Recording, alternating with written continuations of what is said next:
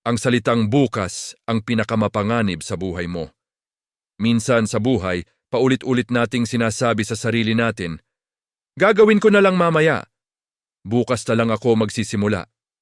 May oras pa naman, ano bang minamadali?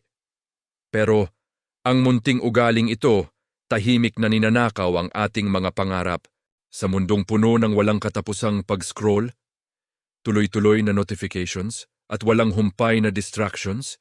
Dahan-dahang nawawala ang oras ng hindi natin namamalayan. Ang oras ay hindi lang ang pag-ikot ng orasan.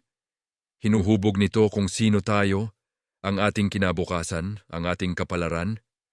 Ang gumagalang sa oras ay umaangat. Ang nag-aaksaya ng oras ay nauuwi sa pagsisisi. Hindi lang ito isang kwento, isa itong babala. Noong 2012, sa isang baybaying bayan sa Pilipinas, may isang binatang nagngangalang Marco. Hindi naman mangmang si Marco at hindi rin siya kapos sa oportunidad. Pero may isa siyang mapanganib na ugali. Lagi niyang ipinagpapaliban ang lahat. Ang mahahalagang gawain ay laging nauurong. Ang mga plano ay laging naaantala. Ang mga pangarap ay laging nakatakda sa balang araw. Habang nag-aaral ang iba, nag-i-scroll si Marco. Habang nagsasanay ang iba, nagpapahinga siya. Naniniwala siyang palagi pang may oras. Pinayuhan siya ng kanyang mga magulang. Binalaan siya ng kanyang mga guro. Pero ngumiti lang si Marco at sinabing, "Relax lang, aayusin ko rin ang buhay ko." Isang gabi ng tag-init, may dumating na retiradong mandaragat sa kanilang bayan. Marami na siyang napuntahan at maraming buhay na naranasan. Nagtipon ang mga tao sa pantalan upang makinig sa kanyang mga kwento. Nang umalis ang karamihan, nilapitan siya ni Marco at nagsabi, "Sir, parang wala akong nararating. Lahat umaabante, ako naiiwan. Gusto kong magtagumpay, pero hindi ko alam kung ano ang mali." Tiningnan siya ng matanda at mahinahong sinabi, "Hindi ka malas. Hindi mo lang iginagalang ang oras." Pagkatapos ay sinabi niya, "Makinig ka. May ikukwento ako sa iyo."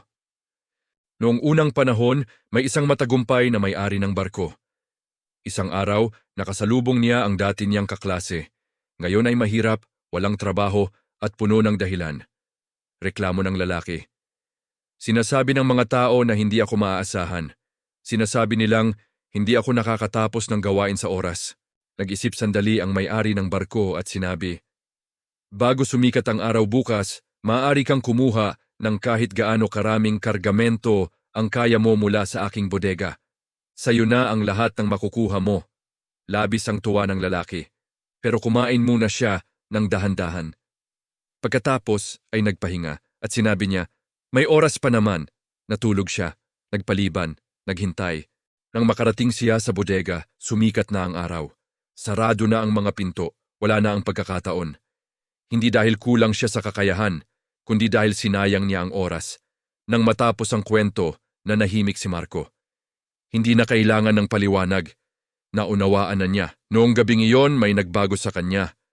Tumigil siya sa pagpapaliban. Sinimulan niyang tapusin ang mga gawain. Natutunan niyang igalang ang mga minuto, pagkatapos ang mga oras at kalaunan ang mga araw. Unti-unting nagbago ang kanyang buhay. Nagtiwala sa kanya ang mga tao. Lumakas ang kanyang loob. Luminaw ang kanyang kinabukasan. Mas mahalaga ang oras kaysa ginto. Kapag nawala, hindi na ito maibabalik. Tanging ang mga nagwawalang bahala sa oras ang tunay na nakauunawa ng halaga nito. Pagkatapos, dumating ang pagsisisi. Ang taong nahuli sa tren, natutunan ang halaga ng 1 minuto. Ang estudyanteng bumagsak sa pagsusulit, natutunan ang halaga ng 1 taon. Ang gumagalang sa oras ay umaangat sa buhay. Ang nag-aaksaya ng oras ay napag-iiwanan. Gamitin mo ng wasto ang iyong oras. Pagtrabahuhan mo ang iyong mga pangarap. Pahalagahan ang oras kasama ang pamilya at mga kaibigan. Buuin mo ang buhay na gusto mo habang may pagkakataon ka pa. Dahil ang buhay ay hindi nagtatapos bigla. Nagtatapos ito sa bawat desisyong palaging ipinagpapaliban.